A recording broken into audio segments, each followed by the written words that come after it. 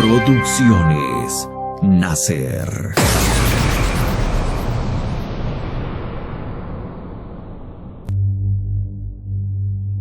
Cada vez hacía más frío en el desván. Bastian comenzó a helarse y a tiritar. ¿Y si se pusiera enfermo ahora? ¿Qué sería de él? Por ejemplo, podía coger una pulmonía como Ernesto, el más joven de su clase. Entonces tendría que morirse en el desván completamente solo. No habría nadie para ayudarlo. Le hubiera alegrado mucho en ese momento que su padre lo encontrara y lo salvara. Pero volver a casa... no, eso no podía hacerlo. Antes la muerte. Cogió el resto de las mantas militares y se envolvió con ellas cuidadosamente por todos lados. Poco a poco fue entrando en calor.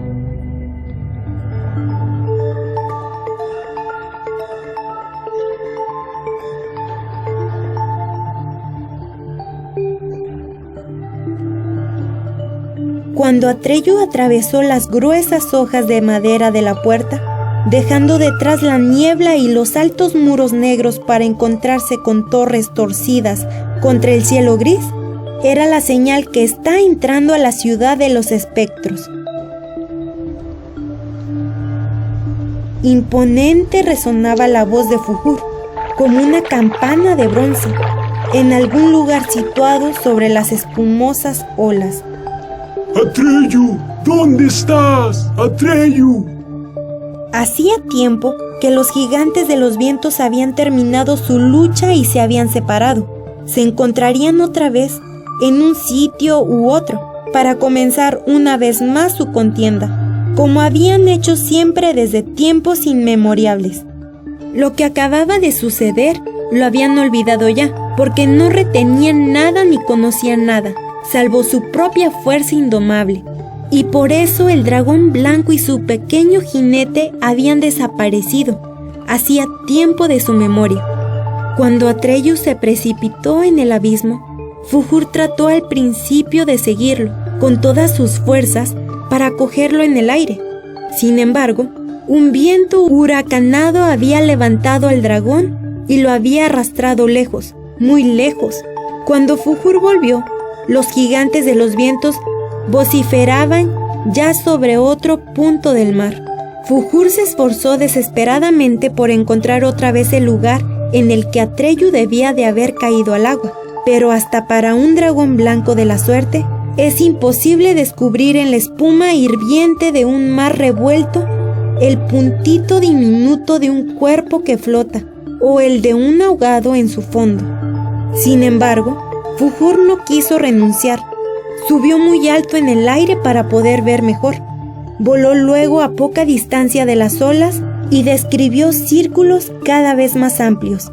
Mientras tanto, no cesaba de llamar a Atreyu, con la esperanza de divisarlo aún entre la espuma. Era un dragón de la suerte y nada podía quebrantar su convicción de que a pesar de todo, la cosa acabaría bien. Pasase lo que pasase, Fuhur no se daría nunca por vencido.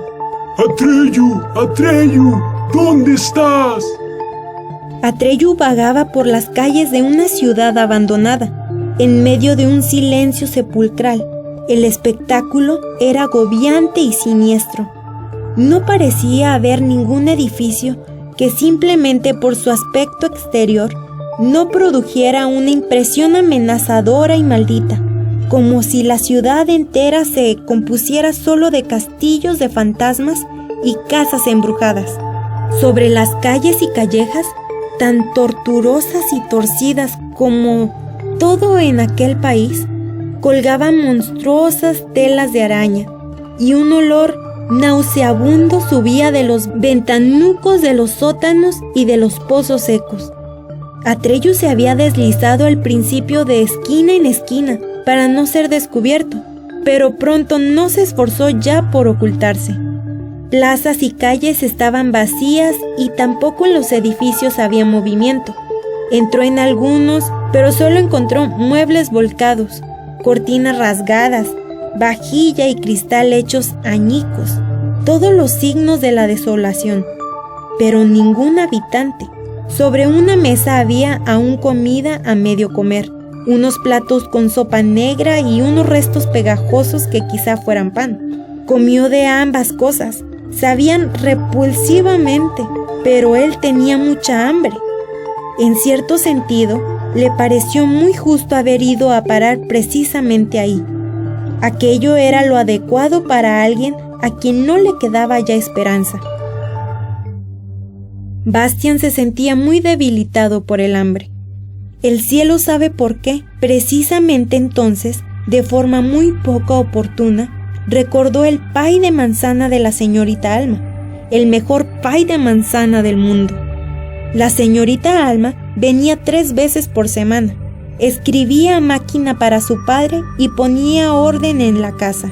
La mayoría de las veces cocinaba o hacía algún pastel. Era una persona robusta, que hablaba y se reía despreocupadamente.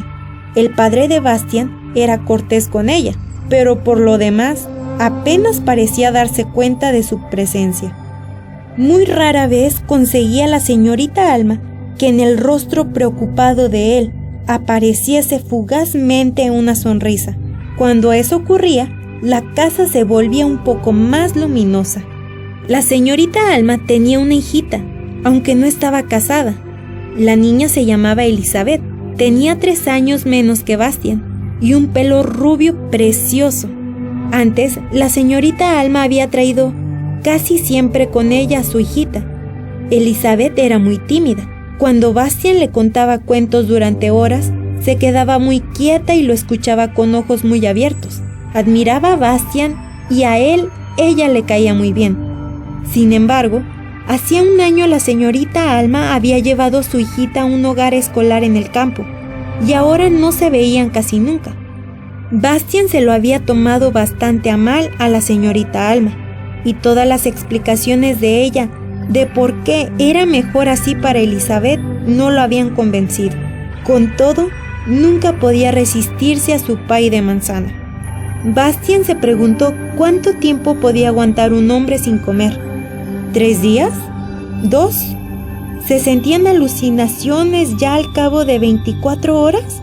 Bastian contó con los dedos el tiempo que llevaba ahí. 10 horas o incluso algo más, si se hubiera guardado el bocadillo del colegio, o por lo menos la manzana. Al tembloroso resplandor de las velas, los ojos de cristal del zorro, la lechuza y la enorme águila real parecían casi vivas.